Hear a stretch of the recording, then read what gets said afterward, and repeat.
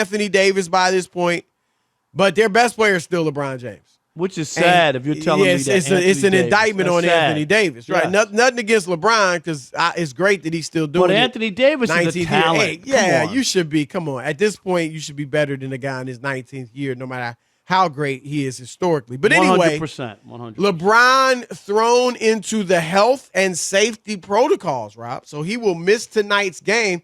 And now, of course, LeBron has told us that he's vaccinated. The Lakers have said that they have 100% vaccination. So if that's true, then it means LeBron has COVID. Right. So our prayers go out to him and his family because, Rob, and look, fortunately, most of the athletes that have had it, Kevin Durant had it a couple times. I think did Bradley Beal have it? Jason Tatum, several guys have had it and really been, it's not been too bad for them, fortunately. Although Von Miller said he had a tough bout with it.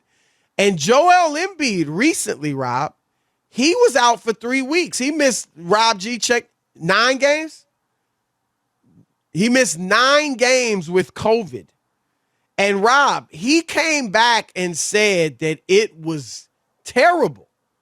I mean, I'm gonna read the quote that Joel Embiid had. Some people don't want to believe it, but it affects everybody differently, Chris. Absolutely. It's not like a common cold where okay, I'm gonna get a cold, I'll be down for 3 days, and then I'm gonna get back out of it. This could. I mean, for some people it might be, but for others, you just don't know. Like you said, Rob.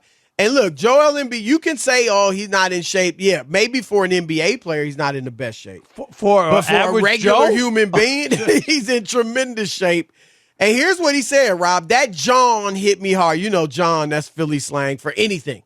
Right. I mean, literally anything. You can say John for anything. That John hit me hard.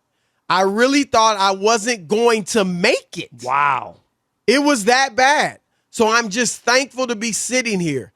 I struggled with it, but I'm just glad I got over it, and I'm just here. And then he goes on, said, Rob, that he had trouble breathing, which you hear that a lot, and he had headaches worse than migraines. Wow. He said the whole body was just done, I guess. It was not a good time. And then when he finally was cleared to play, Rob, he practiced, and he said this, honestly, I didn't think I was going to be able to play tonight after the workout last night.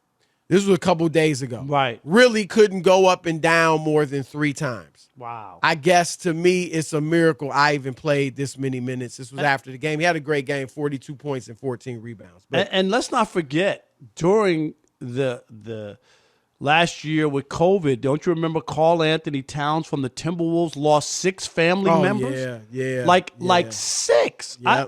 I think that's the number, Rob G. Chris, is it 6? I believe it's 6. Yeah. I mean, can you imagine losing in 1 year? In 1 year, you lose 6 people in your family to the same disease? Like, couldn't believe it. And Jason Tatum said he had trouble breathing 5 months after he tested positive. 5 months. Wow. And I know he on the court, he had trouble. And he had to use an inhaler. Yeah. So, and these are obviously, again, people in great health, young people, strapping people. And you see how it's hit them. So first and foremost, and most importantly, our prayers out to LeBron. Yeah, absolutely. And his family. And then, Rob, look, from a basketball perspective, man, the Lakers and LeBron, they can't catch a break. No. They cannot catch a break. And it is what it is. Look, we're all dealing with this. So other teams have had lost players, for games to COVID. But the Lakers, Rob, we talked about LeBron. He's missed 11 games going into tonight. So this will be his 12th game in 23. And they have not played well without him. They haven't played very well with him, to be honest. It's always just, they beat the Pistons the other day by like 5. I mean, it's a struggle. Struggled. They're 11-11. Now, here's the good news for them, Rob. They're only a half game out of the 4th seed. That's how jumbled the Western Conference is. Here's what it is in the West. It's the Warriors and the Suns and everybody else. The Jazz are a little, better than the pack. But for the most part, it's Warriors Suns who play tonight. That's going to be a great game, Rob. Yeah, I'm looking forward to that one. Oh yeah, yeah, and it's everybody else. So the Lakers are in that pack, but Rob, you talked about it before the season started. It's just so much that has to go right for them, and now it seems even, more so the case. See, that Chris, much has to go right for them that it just doesn't seem like it's meant to be for them. No, and that was my thing. That was the whole thing. Is like, yeah, on paper it looks good. But too many things. People got to stay healthy. It didn't even look that good on paper, to be honest. Well, no, but I'm just saying name-wise. Right. I mean, they got 4 top 75 players. That's what I'm saying. Like name-wise, people are like, oh, look at this collection of talent. But we questioned it from the very beginning, whether or not it was a fit. Russell Westbrook, where he fit in, who was going to defend Chris because they're older. Yep. And you said it. They can't keep anybody in front of them. Too many easy baskets in the paint. When you're watching, it's like, dude, is this a layup line or what? Like what is happening here? Wide open threes. And we've talked about it. Kerry Kittle's one of our guests for the NBA an NBA analyst, has talked about, Rob, how nowadays defensively you got to get out on the floor and cover so much more space.